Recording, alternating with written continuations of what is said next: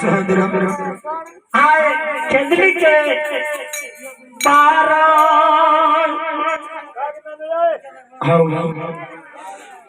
आय चंदली के सनदेश भैया सहोदरा आगे बहन खुशी से चंदली बोन की सन्निधि सिला हम जन्म भूम के चली जब भैया सहोदर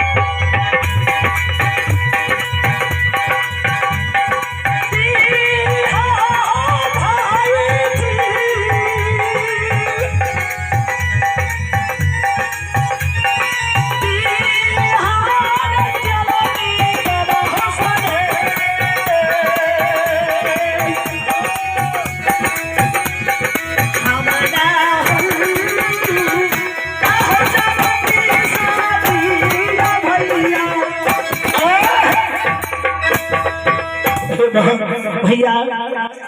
तनली बन के संदेश ले सोहदरा लावा भैया विलम होइया हम जन्म भूमि सिधान के जइबई। भैया पहनो कि हम पानी पी लिए जल्दी कर भैया। अगर जरगर दिला अपना बहन का केसर के हां हाय भैया सहदरा संदेश दल के दलक काहे करे दलक हमरा थरे दलक हम जाय छिया बरतरा जे ले दल कर गए की कहूं गोलका दल के 4-5 गो कोनो संदेश भेला मारो तो तोरा लड्डू दल को तो संदेश नहीं मिलेगा। लड्डू त लाल रहे छै कना लागे छै देखे बाजे पैसा है ये हां अच्छा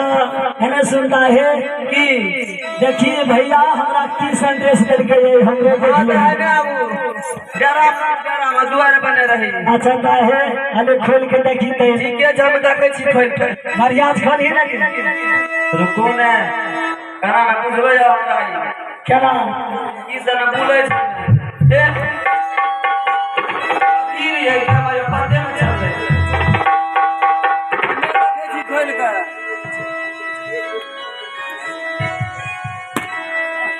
किरिएगा चुप ने बोलिए चिनियो कथी छियै सब है के खातिर ना भले जाने छी कथी छियै जय दिन में भैया अपना गाना आइले है घोर सतबा जे भले लिए भैया खातिर हां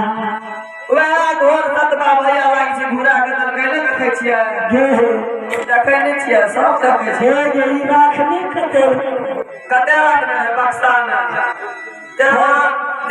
घर में बंद रहिए अच्छा वो ना बक्सा में रखना है तो भैया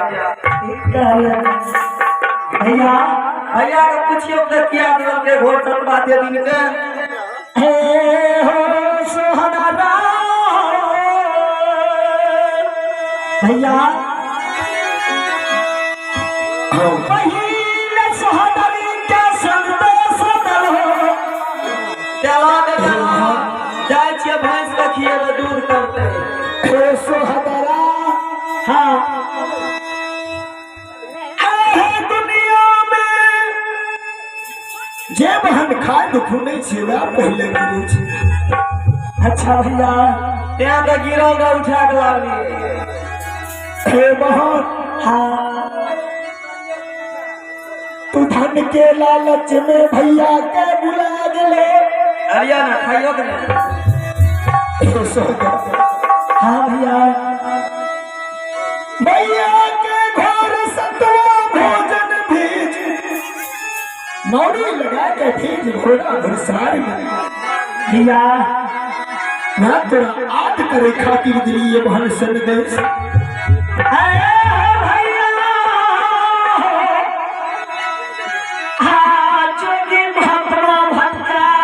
हे सोहदरा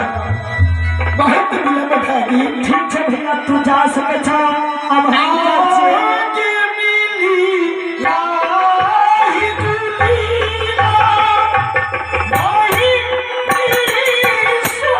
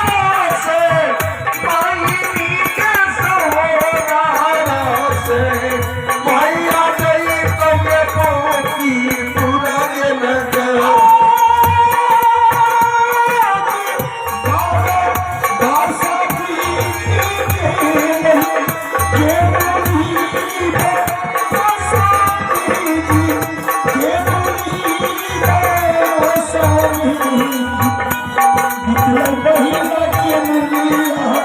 बहुनवा